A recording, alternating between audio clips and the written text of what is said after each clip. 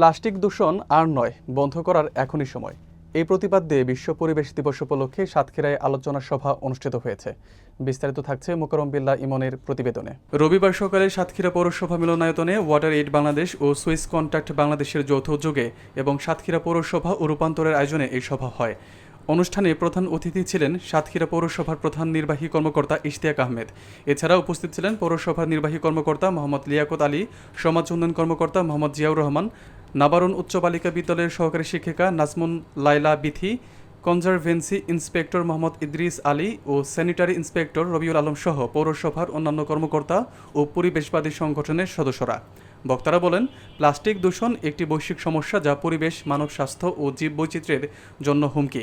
তারা পরিবেশবান্ধব বিকল্প ব্যবহারে উৎসাহিত করেন এবং জনগণকে সচেতন হয়ে প্লাস্টিক বর্জ্য ব্যবস্থাপনায় অংশ নেবার আহ্বান জানান। একই সঙ্গে সরকারকে কঠোর আইন প্রণয়ন ও বাস্তবায়নের সুপারিশ করেন।